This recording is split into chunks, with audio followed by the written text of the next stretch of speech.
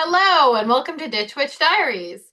We're here with the last kind of session topic about protection. And so what we do in the last kind of thing is we talk about all different kind of theoretical topics about whatever one thing. So we did it with banishing and cleansing, and now we're doing it with protection.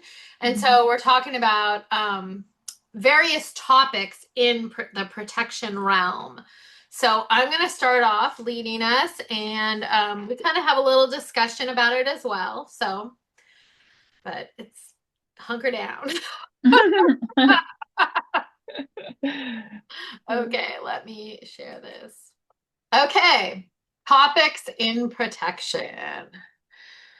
So let's just start off. So what makes an herb of protection? So, like some herbs of protection, and I feel like this is kind of true both for like banishing and protection. There is some overlap to these for sure. So I like agree. a strong scent, like rue, garlic, rosemary, juniper, angelica, those are examples. So they could also have like a bitter, astringent, or acrid taste. Like we talked about, like, and I specifically included like the ones we had talked about already, like burdock, Mm, mugwort, wormwood, yarrow. These are all protection herbs. So these herbs that are listed after the fact, and I'm just kind of going through these. So mm, it so a protection herb also withstands harsh growing conditions. mm. So hawthorn, juniper, nettles, burdock, crampbark, devil's shoestring, milk thistle, all of these. They could be like we talked about with the banishing herbs. They could be thorny or spiky or prickly as well. So hawthorn, blackthorn, roses. We've Mm. so that was kind of a weird one. Everybody always says it's all about love, but as Raven so astutely points out, what about the thorns? What about Thorns, the thorns? hello. Exactly. So thistle, burdock, milk thistle. So another interesting point about it is that some of these herbs of protection are used medicinally against poison or infection. So like garlic, rue, angelica, hyssop, burdock, and milk thistle. They could also be used in boundary and threshold magic. So, and we're going to talk more about this later for sure. So, like rowan, juniper, mugwort, witchwort, which, as we know, is St. John's wort, but was around longer than St. John. Hmm. Burdock, milk thistle, crampbark.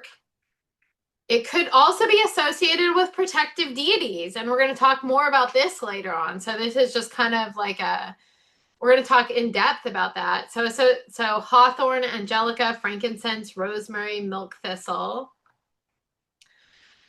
It might have a magical history as a charm or an amulet. Like if it's something that you carry with you, if it has a magical history of something that you carry with you, like it's often a protective herb. So like burdock, vervain, and we talked about these. Remember in burdock Hmm. how we talked about like where like they put the necklace of burdock roots around the children. Hmm. Elder garlic, of course, we know garlic is to protect you from Yeah. the vampires. Vampires.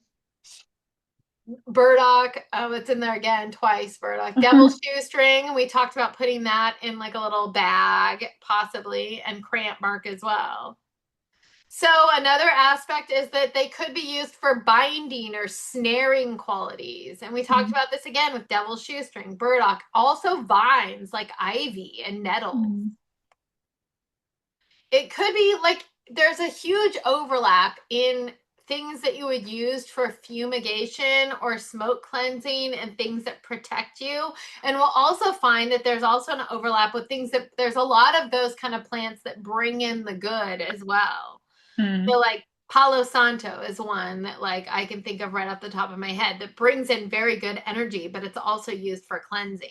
Yeah. So juniper, mugwort, frankincense, myrrh, copal, artemisia.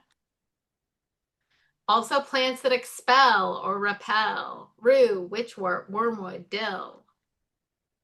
And this is an interesting one. It has signature characteristics of red or white sap. strong Hmm. roots or branching vines. So we like many of those herbs do, but it's very interesting that that would be the case. Yeah. Bloodroot, angelic, yeah. So even like I was thinking dragon's blood too, and I didn't list it in Mm, here, but that like has characteristics of red sap for sure. definitely. Yeah. Angelica, Solomon seal, vervain, cramp bark, milk thistle. So those are the characteristics of like plants that would be protective plants. Those are some kind of things you can fall back on when you're thinking about herbs and plants that could be protective. Most of the times they're going to fall in one or more of those characteristics and whatever. So one or more of these characteristics, and the more they have, the more likely that they're going to be a highly protective plant.